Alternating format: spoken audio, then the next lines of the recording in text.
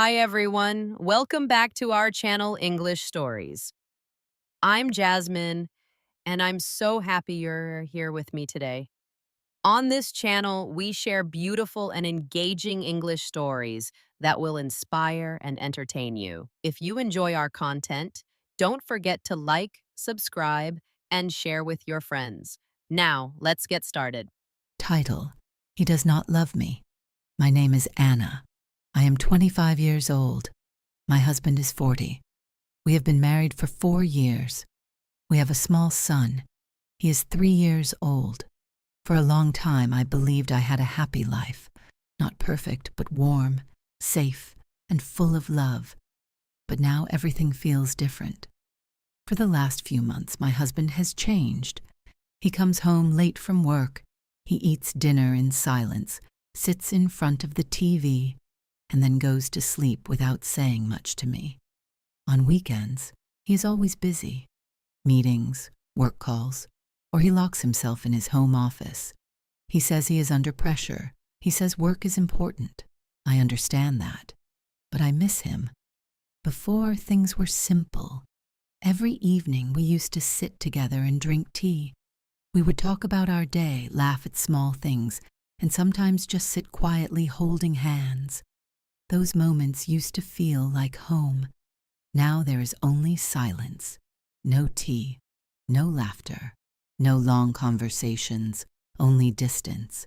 I still try. I take care of our son. I keep the house clean. I cook his favorite meals. I wait for him to notice me again. But it feels like I am becoming invisible in my own marriage. One day I decided to try harder. I thought maybe we just needed time together. I sent our son to my mother's house for the weekend. I wanted peace, just the two of us. That evening I cooked dinner. I wore the dress he once said he loved. I even styled my hair the way I used to when we first met. When he came home, he looked tired. He didn't notice anything. He sat down, ate quietly, and then checked his phone. My heart felt heavy. After dinner, I finally said, "Can we talk?" He looked surprised but nodded. We sat together in the living room. My hands were shaking. I said softly, "You have changed. We don't talk anymore. We don't laugh anymore. I feel like I'm losing you." He sighed and said, "I'm just stressed. Work is too much right now. Please understand me." I wanted to believe him. Then I asked the question I was afraid to ask. "Do you still love me?" He looked at me for a moment and said, "Of course I do. I'm just tired." Then he touched my hand and said, "Trust me. I will try to be better."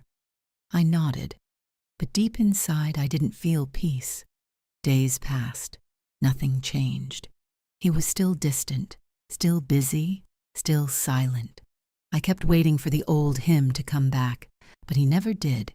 I even tried planning small things, a dinner, a walk, a short trip together. Every time he said, "Not now, maybe later." Later never came. One night I sat alone in the kitchen. My tea was cold. The house was silent. I looked at our old photos on my phone. In every picture we were smiling. In every memory we looked in love. I whispered to myself, where did we lose each other? Days turned into weeks. One evening I noticed something strange. He left his phone on the table while he went to shower. A message appeared on the screen. It was from a woman. "I miss you. Are you coming tonight?" My heart stopped. My hands started shaking. I didn't open it. I didn't need to. Everything suddenly made sense. The distance, the silence, the change. When he came back, he smiled like nothing had happened. I couldn't even look at him properly. My world felt like it was breaking inside me. That night, I didn't sleep. I cried silently beside him while he slept peacefully. I felt like I was losing not just my husband, but the life I thought I had. The next morning, I didn't shout. I didn't cry in front of him. I just looked at him and said, "We need to talk tonight." He nodded but didn't ask why. That day felt like the longest day of my life. When evening came, I sat across from him. My voice was calm. "I saw a message," I said. He went silent. I continued. "I gave you my love, my trust, my life. If you don't want this marriage anymore, just tell me the truth." He looked down. "I'm sorry," he said softly. That was all. No explanation, no fight, no effort to stop me, just silence again. I stood up. "I need time," I said.